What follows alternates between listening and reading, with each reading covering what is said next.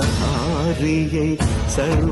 సర్వభూపాలులకు సిరులను కలిగించు మోహిని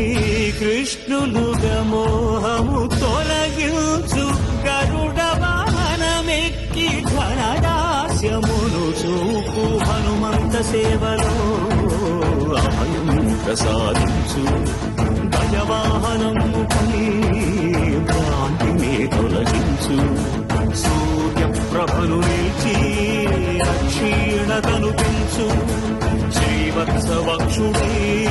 ఆ చంద్రప్రభను విహరించు రథమెక్కి మనోరథమెక్కి మలిన వాంఛలను త్రుంచగా రయమెక్కి హరిహయమెక్కి కరు